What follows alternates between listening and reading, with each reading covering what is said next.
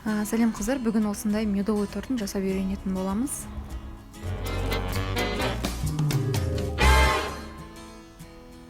Қыздар, ең алдымен бізге 70 грамм мед қажет болады, 150 грамм қант, 150 грамм сары май. Барлығын бірге араластырып, водяной баняда ерітетін боламыз.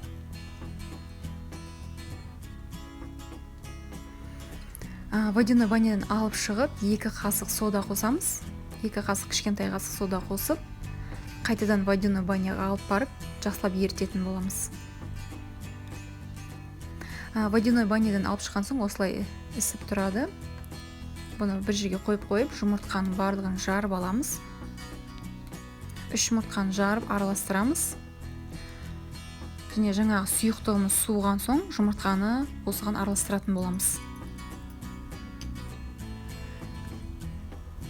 Барлығын араластырып болып, қойып қоямыз. Осы сәтте ұнды бір ыдысқа 500-600 грамм ситыдан өткізіп аламыз. Үлкенде ыдыс алып, сұйықтығымызды құйып, осыған жаңағы ұнды сита арқылы өткізетін боламыз. Және осылай илей бастаймыз. Барлығын жақсылап илеп аламыз.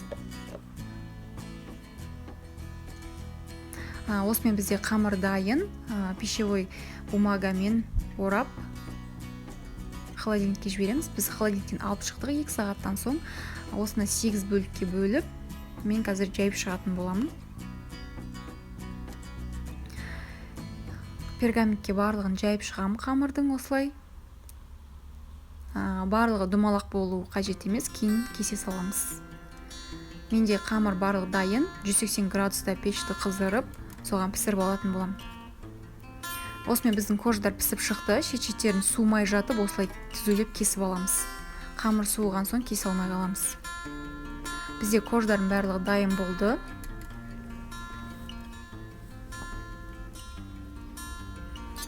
Енді крем дайындайтын боламыз. Бізге 300 грамм сгущенка, 150 грамм қаймақ және 50 грамм қант қажет болады. Барлығын бірге араластырып, миксермен жақсылап кішкене көпіргенге дейін араластыратын боламыз. Барлығы жақсылап араласып болған соң холодильникке жібереміз бұны да. Енді біздің кождар суыды, бізге құрастыру үшін подложка, поворотный столик және осындай кольцо қажет болады. Кожды әр кождың арасына 3 қасықтан крем қосып құрастыра береміз. Және мен кішкене ерекше болсын деп арасына арахис қостым. Осындай бөлшектенген арахистерді қосып шықсаңыздар болады сіздерде. Осылай кезекпен құрастыра береміз. Әр кождың арасына 3 қасық крем қосып құрастырып көріп холодильникке жібереміз.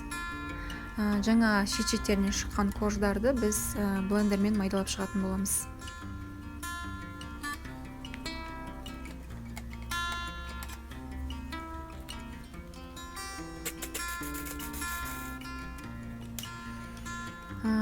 Осы блендермен де жақсылап тұр майдалаймыз, өйткені ұнтақ тәрізді болу керек барлығы.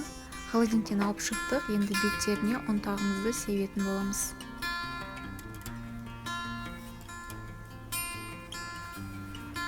Барлығын жақсылап осылай сеуіп шығамыз. Солай холодильникке жібереміз сосын. Және бетіне сахарный пудра себуге де болады, кез келген затпен оформление жасауға болады. Осымен тортымыз дайын.